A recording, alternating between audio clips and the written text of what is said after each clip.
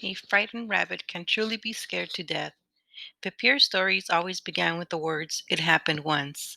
After that, each story took its own twists and turns like a stream running this way or that way around the rocks, but it always ended with the words, "So it was."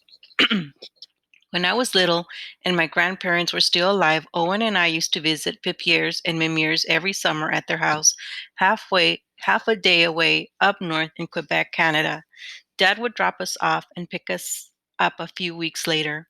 Even though Owen and I only lived with Papier and Mimir when we visited, Mimir always greeted us with, "You've come home," and she made it feel like home. I loved belong belonging there on the farm where Dad grew up. In the early morning, Papier would wake Owen and me. We'd go out in the fields as the sun came up. By mid-morning, we'd have pickled baskets full of vegetables or berries. Then we'd help Amir bake things to eat and sell. If I didn't know how to use the sifter or how small to cut the strawberries, Mimir would say, "Watch." She'd move her hand slowly so I could see every movement her fingers made. At home, that would have felt like work, but it never did at Mimir's and Pipir's. As we picked and baked, Pipir would tell us stories. He knew the name of every wild animal in the woods and skies around the farm and spoke to them like friends. He called the animals and birds by their names in French, like Monsieur, Castor the beaver, Madame the tortoise, the turtle, Monsieur Renal the fox, Monsieur Corbeau the crow, Madame Sitel the nuthatch, and Monsieur Habu the owl. My favorite stories were about Monsieur Lapin, a cottontail rabbit who was always getting into trouble. Sometimes he tricked his way out, other times he learned a lesson. Those lessons never stuck too well, though. In the next story, he'd be back in trouble. None of the other animals held it against him. It was just who he was. If a rabbit popped up in the vegetable rows, Pepir would say, "Bonjour, Monsieur Lapin." I asked Pepir once why he called every rabbit Monsieur Lapin, when really there could only be one. "Every rabbit has some Monsieur Lapin's magic," he said. Rabbit magic is a powerful thing. As Dad drove, I watched out the window and thought how tomorrow would be like border crossing to Quebec, driving through the checkpoint, and there's a whole different country on the other side. School would change a lot of things. There might be a whole different me on the other side of tomorrow. I took a deep breath the way Papier always did to pull a story inside me. "It happened once," I said to Dad beside me in the truck. "Monsieur Lapin was running away from that sneaky fox, Monsieur Renard. He jumped through a picket fence and got stuck." Dad smiled. He grew up with Papier's stories too. Monsieur Lapin wouldn't need a game warden to free him, would he? He'd trick Monsieur Castor into chewing the fence down with his sharp teeth. Or he'd tell Madame Sitel there were tasty bugs in the wooden pickets, I said. She and her nuthatch family would come and peck the fence apart looking for them. Dad passed a Massachusetts car driving slowly in front of us. Local people call the road we live on Moose Alley. It's a major road for us, connecting a small town with an even smaller one, right on the edge of the big woods stretching up to Canada. On the roadside are busy, brushy areas and marshes where moose like to graze. As it gets close to dark or very early in the morning, we get extra cars with out of state license plates. That's the time the guidebooks tell you to go looking if you want to see Monjour's original. I've seen moose at all times of the day, though. Moose don't read the guidebooks. Moose Alley doesn't even need a line painted down the middle because you can drive the whole 30 miles of it from town to town and only meet a handful of cars and a few logging trucks. People from away call our part of Maine the sticks, which is true, I guess. We have no sort shortage of sticks. Dad turned the truck onto a small dirt road cutting through the woods. It was mostly a camp road, a road you could drive right past and not even see it, but the kind of road where things always seem to happen in Papir's stories. I breathed in the Christmassy scent of pine and spruce through the open window. "Okay, Em," Dad said, turning on his headlights to see better. Help me look for the house now. The lady said it was number 63. At first, I thought he was kidding. There were hardly any houses, certainly not 63 of them, but there were a few numbers nailed to the trees as they seemed to jump 10 or more at a time. As we passed each house or camp, I looked for bikes and toys, clues that a kid lived there. There were lots of things I was hoping for tomorrow at school, but making new friends was number one. Maybe I'd even make a best friend. I really wanted to be half of an and, like you see in the books Calvin and Hobbes, Frodo and Sam, Charlotte and Wilbur. Maybe we'd solve mysteries together, or dress up as Thing 1 and Thing 2 for Halloween, or be co presidents of our own club. And we'd never miss each other because we'd see each other every day at school. I'd even made a list: Emma's best friends checklist. Likes me best, likes the things I like, shares secret jokes, is always on my side, lets me be me, forgives me when I'm sorry. I just wrote down everything I missed with Owen. It's not that I didn't have other friends, kids from church and homeschool group, but when you live in a place where the houses are far apart, it takes some planning to see each other's kids. Owen had always been there. That's what I missed most, just him being there. And the worst part was that he liked school. Listening to all his stories, I couldn't help wondering if I were missing out on something big. This must be it, Dad said. Up ahead was a clearing with a small gray house and a white picket fence out front. No bikes, no toys, just an older woman outside holding a broom. As we got out of the truck, she called to us. I tried to poke the rabbit through, but he's wedged in there tight. Poke him through? I disliked her immediately. Don't touch him, ma'am, Dad shouted back pleasantly. He has to be nice to everyone, unless they're breaking the law. I guess there wasn't an actual law about poking a rabbit with a broom. Dad grabbed his toolbox from the back of the truck and gave me the plastic bin and lid.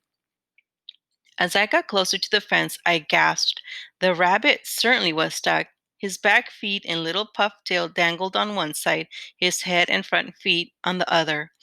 But what shocked me was how small he was, and he wasn't medium brown like a cottontail rabbit or a rusty tan like a snowshoe hare in summer. He was a soft honey gold color with a brown nose and front paws. He seemed to be frozen in fear, except for his little back rising and falling with each breath. Well, that's a surprise, Dad said. Do any of your neighbors have a pet rabbit? The woman shook her head. Not that I know of. Dad stroked his chin, thinking. Look, I'm glad to free it, but as a game warden, I only deal with wildlife. You'll need to call your local animal control officer to come get this bunny. They handle pets. How long will that take? The woman asked.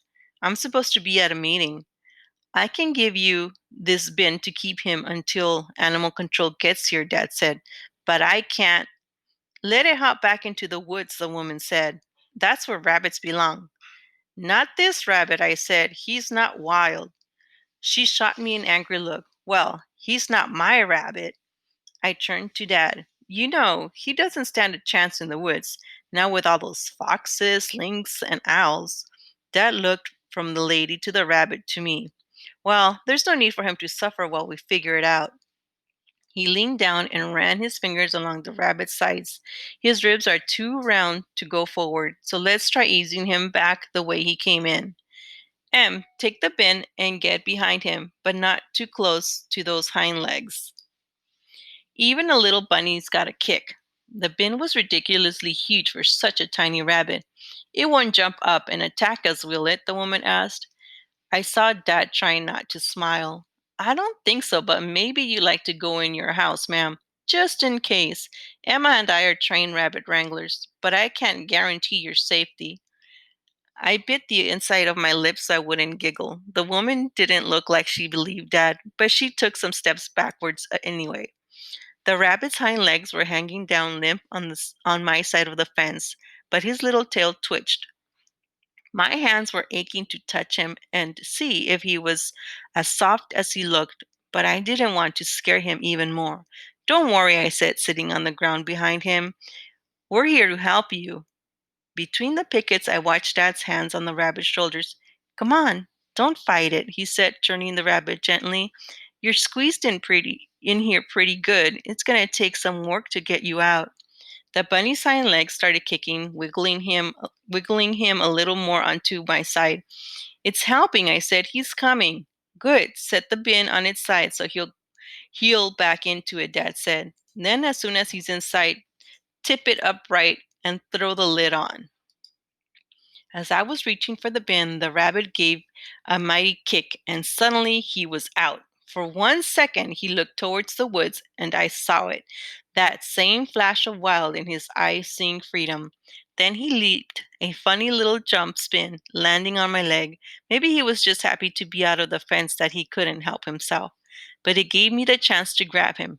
Got him! Great job, Em. Dad turned to look behind him. Ma'am, let's call your local. But the lady was already in her car.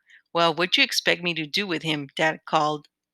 Her windows were rolled up, though. She backed out of the driveway and took off down the road. Dad and I stood there, listening to the sound of her tires crunching the rocks. I held the rabbit against me, his hind legs tucked into the crook of my elbow. He was scared to death, still as stone, except for the heart beating wildly under my hand, and his whispers tickling my neck with each panting breath. You can't leave him here, I told Dad firmly. That lady doesn't care what happens to him. The nearest animal shelter is in Rangley, but I'm sure they're closed for the night now. Dad sighed. I guess we could bring him home, and then I could take him to the shelter in the morning. As I tried to act calm, when really I felt like dancing, I couldn't wait to show Owen. Can we go after school? We rescued him together, and I want to be there. I suppose so, Dad said, but we'd better drive to the store and see if they sell rabbit food. And carrots!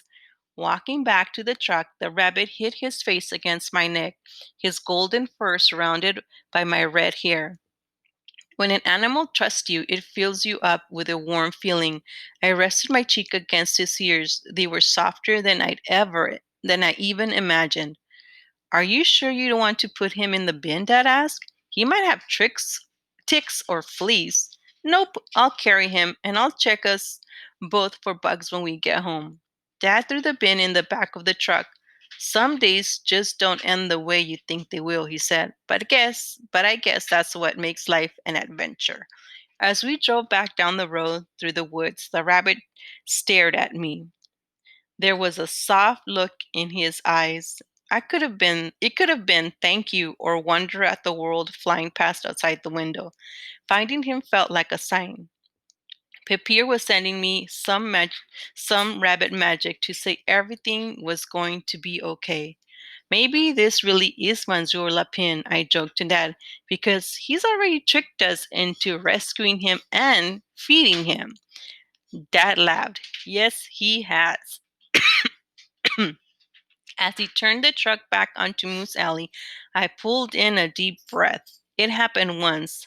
Monsieur Lapin was running away from Monsieur Renard and jumped through a fence and got stuck, so he pretended to be a helpless little pet bunny. He convinced the main game warden and his daughter to save him, bring him home, and give him a feast of carrots. Dad nodded. So it was. Looking at the rabbit in my arms, my heart hurt, but in a good way. I'd heard of love at first sight, but I'd always wondered if that was a real thing or just something people said. But that's how I felt. I loved him already.